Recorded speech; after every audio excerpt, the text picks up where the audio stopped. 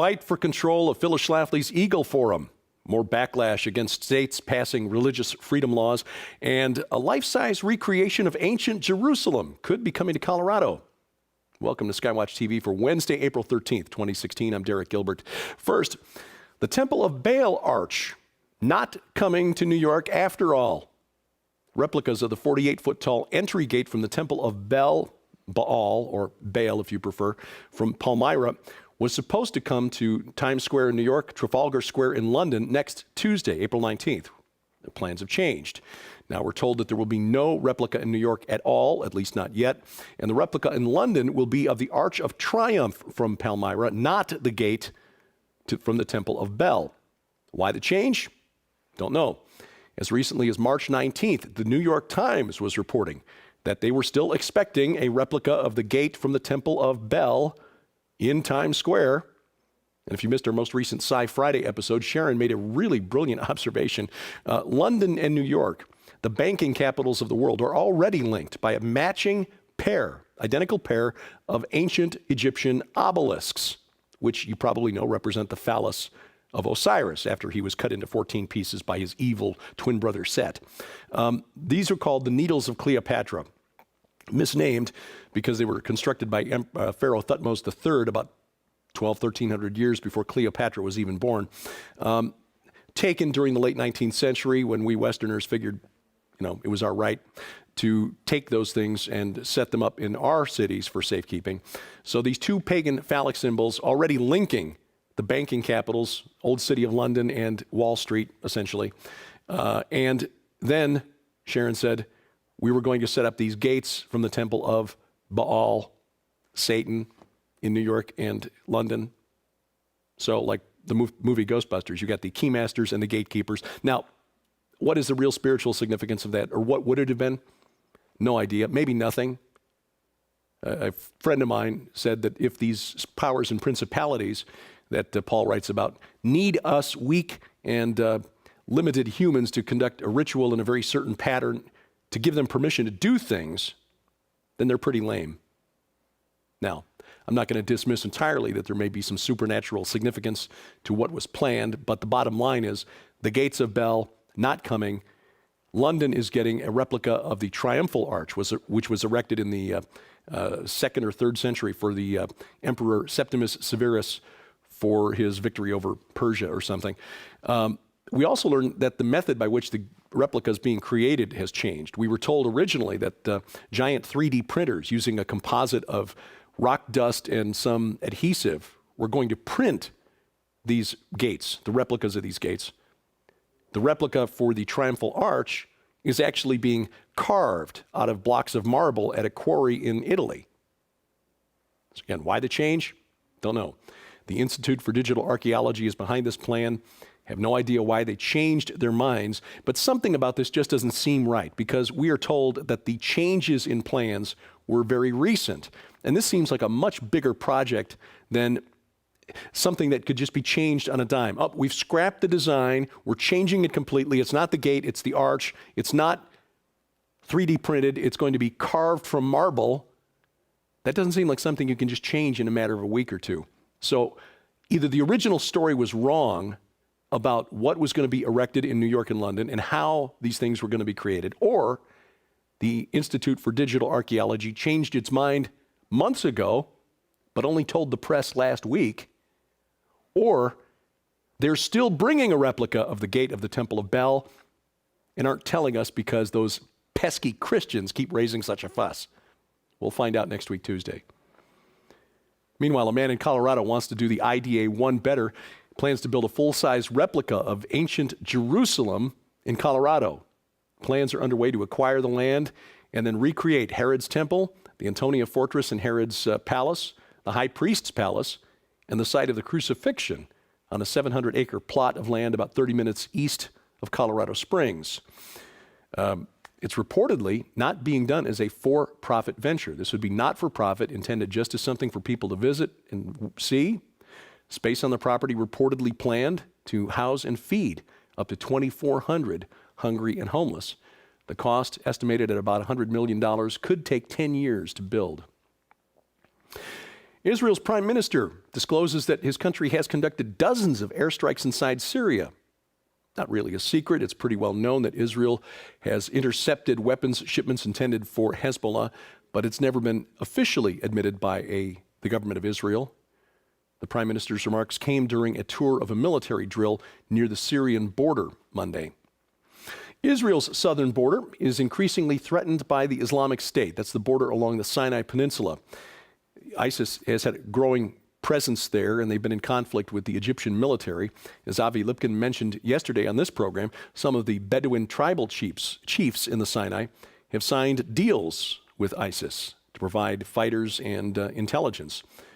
Last week, Saudi King Salman visited Cairo, pledged $1.5 billion for Sinai development, which is a euphemism, meaning money to bribe Bedouin chiefs to switch sides.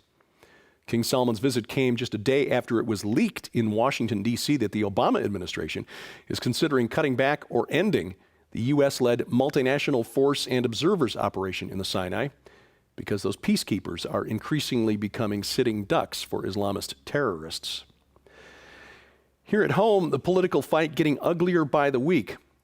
The board of the Eagle Forum, which is the political group founded by conservative leader Phyllis Schlafly, apparently called a telephone meeting Monday to vote Mrs. Schlafly out as the CEO of her own group. The move, according to Mrs. Schlafly, was led by her daughter and son-in-law. Mrs. Schlafly posted a statement to Facebook saying that the meeting was invalid under Eagle Forum bylaws and that the goal of the directors behind the meeting is to take control of the organization, its bank accounts, and all of Eagle Forum. The move apparently a response to her endorsement of Donald Trump for president.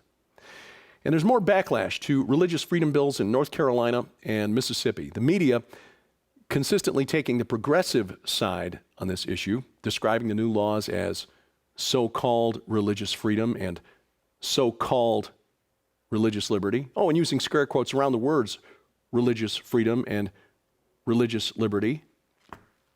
Kind of funny because the word anti-LGBT, which are often used to describe these bills, never put in scare quotes. Words like, the other word that never appears in the scare quotes is same-sex marriage. CNN's headline here conveys the attitude. Why the onslaught of religious freedom laws? Well, here's your answer. It's called the will of the people. It's something that we allegedly do in a democratic society. But apparently not if you're a social justice warrior. For example, Deutsche Bank, German banking firm, has announced in protest of North Carolina passing its religious freedom bill, will not hire 200 new employees as planned in Charlotte. Bruce Springsteen canceled a planned concert in North Carolina to protest the law there. And Bryan Adams followed suit, canceling a concert planned for Mississippi. Now, in my broadcast career, I spent a number of years as a top 40 radio disc jockey, and my career basically coincided with the peak of the careers of Bruce Springsteen and Bryan Adams, mid-'80s through early '90s. And at the risk of being unkind, I will say this anyway. I'm just old enough and skeptical enough to ask, is this just a calculated marketing ploy by a couple of aging musicians trying to stay relevant 25 years after their prime? Forgive me for being unkind, but that's the thought that comes to my mind. One amusing item here, by the way, a prominent pornography website not allowing people to log on from the state of North Carolina, so the news isn't all bad. The irony here, though, is that all of this, the irony is lost on the social justice warriors because they are fighting, they say, for freedom and for equality, for justice. Except, of course, if you're one of those pesky Christians, in which case you must be silenced, punished, and forever banned from engaging in public discourse. Now look, I don't want to ban gays and lesbians from public discourse. I am willing to and have called them friends. It is difficult for us to share the love of Christ when they see us coming with nothing but hatred and anger in our eyes. All of us have been created with free will by the Creator, and that includes the free will to make bad choices. Bad choices which all of us have made. of one kind or another. None are righteous, no, not one. All have sinned and fall short of the glory of God. Having said that, we have no basis to redefine the Word of God, redefine what God calls sin. And in America, under the Constitution, I should have a protected right to decline to participate in a ceremony that I believe requires violating God's standard of morality. But not if you're a social justice warrior, apparently. But I'm coming to a bigger point here, and it is this. This is a distraction. All of this outrage from the social justice warriors against the number of American states, which, by the way, is a majority of the states in this union, which have passed religious freedom restoration bills, is, to quote Macbeth, a tale told by an idiot, full of sound and fury, signifying nothing. This is all a red herring. Overturning religious freedom laws removes any legal protection for medical personnel who are asked to participate in the taking of a human life through abortion or through euthanasia, assisted suicide. This is the logical end of this issue, and I believe it's the real reason that the powers and principalities, the spirit behind the social justice warrior outrage, is so intense. It is the culture of death making inroads here in the United States. Gay marriage is the social issue that pushes the hot buttons, playing on our emotions in our postmodern culture where feelings, emotions, carry more weight than facts and doctrine. I mean, let's admit it, love wins is a great marketing campaign. How can we argue against love? But all of this hides the fact that there are merchants of death waiting in the wings for the opportunity to turn doctors, nurses, and physicians' assistants into their agents of death in this culture of death. If you think I'm making too much of this, I direct you to the blog titled Human Exceptionalism. It's written by Wesley J. Smith. You'll find it at National Review Online. He's probably the best bioethicist and the one most closely following the assisted suicide debate and the spread of the culture of death across the planet. He was featured in the documentary film produced by SkyWatchTV, Inhuman, The Next and Final Phase of Man is Here. And he points out that this culture of death is already pervaded Canada, and the legal protections of medical personnel in Canada have already been stripped away. The Supreme Court in Canada last year created out of whole cloth a right to euthanasia and assisted suicide, and a parliamentary panel created to set ethical guidelines for this practice found that health practitioners who object to assisting a patient who wants to commit suicide, quote, at a minimum, must provide an effective referral for the patient, end quote. Must. Words matter. A doctor, nurse, physician's assistant who doesn't actually want to participate in the death of the patient must provide an effective referral. This is not a protection of that medical person's right, medical professional's right to object on religious grounds. You are still participating in the death of a human being by being compelled under Canadian law to provide an effective referral. And we just look around the world to see where this is leading. Assisted suicide is becoming almost routine in Europe. It is being sold to people and sold to us here in the United States as an accepted treatment for pain and suffering. Death is a treatment for pain and suffering, not to mention being a benefit to those who are on waiting lists for organ transplants. It's becoming a concern for those who watch this. that as euthanasia becomes normalized around the world, that some may feel pressured to end their lives so that at least some good might come from their deaths. And in Europe, you already don't need to be terminally ill for a physician to sign off on the paperwork allowing you to end your life. Doctors signing off on patients who are non-terminal, in some cases simply depressed. In one example, a woman was allowed to commit suicide with the assistance of a medical professional because she suffered from tinnitus, a ringing in the ears, which, by the way, I suffer from those years as a top 40 disc jockey. Too loud in the headphones.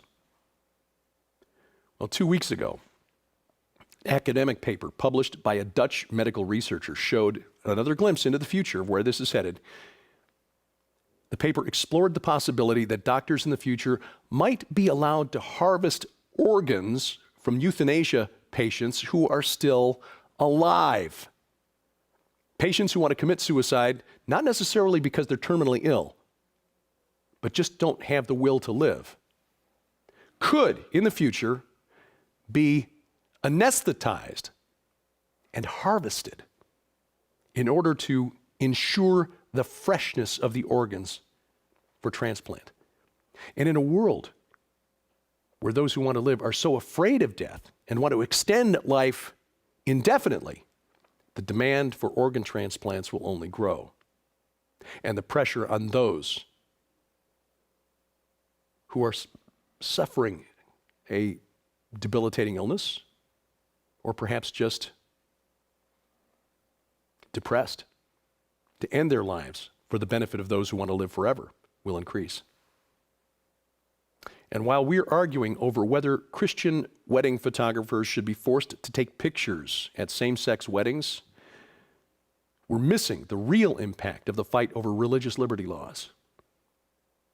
It's whether there should be a legal protection for those who have religious objections to committing murder.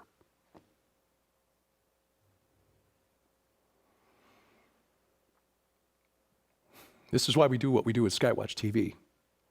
You don't get this news on the mainstream networks. And we're expanding our program offerings to you on our web outreaches, both the SkyWatchTV channel on YouTube and the SkyWatchTV channel on Roku. New interviews posted that we just couldn't fit into our schedule on our broadcast network broadcast affiliates. So you can find those, SkyWatchTV online, skywatchtv.com, the SkyWatchTV channel on YouTube, and the SkyWatchTV channel on Roku. Exclusive content, SkyWatchTV. And if you want the audio versions of these broadcasts, you'll find the SkyWatchTV podcast online, skywatchtv.com. Audio versions of our interviews, daily news updates, Into the Multiverse, Sci-Friday, Skywatch Women, right there to carry with you in your smartphone, tablet, or MP3 player. This week on SkyWatch TV, we discuss the readiness or lack thereof of the United States to respond to an emergency, like an EMP, an electromagnetic pulse, taking down the electric grid and knocking out all electronics. According to Congress, 90% of us would die within a year, and yet we're not doing anything to prepare. Gary Haven, the writer-producer of the film Amerigeddon, is our guest, and that is the program airing this afternoon on the Cornerstone Network, 2:30 p.m. Central Time, and again Saturday on the Victory Television Network and the Christian Television Network. For channel listings and times, log on to skywatchtv.com and then look in the top menu bar where it says Channel Listing. We depend on your support at SkyWatch TV. During the month of April, for your gift of $20 or more, our gift to you is this Amazing Grace glass block paperweight and a copy of the audiobook production of The Ahriman Gate, the groundbreaking novel by Tom and Nita Horn. Our gift to you for your support of $20 or more during the month of April while supplies last. To donate, log on to skywatchtv.com/donate. And you can also help us at no cost, which is the click of your mouse finger. Click like, click share, click subscribe. These places here, Twitter, Facebook, our official YouTube channel, and my stuff on the web goes here, Twitter, Facebook, my website, my email address, dgilbert@skywatchtv.com. And we thank you for watching as we keep watch. I'm Derek Gilbert, and this is SkyWatch TV. To celebrate the release of Nita Horn's inspiring new book, No Fences, SkyWatch TV would like you to tell your story, because after all, even if you don't think so, you actually have a story. Send in your story, and we are going to choose the 10 best, and they'll be published for Christmas release in an anthology of those stories, along with the book that you buy that is actually only $19.95. Am I right on that? That's correct. For free. Tom Horn, crazy guy, he's throwing in a journal, which on its own, most of these retail for $20 on their own. So this journal is to help you start writing your story. When you buy the book, not only are you going to be enrolled in this and you can send in your story, but you'll get a plastic pony, you'll get a journal of your own, and the proceeds from the book are going to help fund the studio we're building for Skywatch Women. And Nita Horn is going to be one of our panel members. The 10 authors who are selected for the anthology, published by Defender Publishing in time for Christmas, will also receive a $500 cash prize. That'll go a long way at Christmas time, won't it? Yes, it will. Even if your story is not one of those selected for the anthology, if you've taken the time to write your story, you've left a legacy for your children and for your grandchildren. Amen to that. For complete instructions and details on this opportunity, please log on to skywatchtv.com/nofences.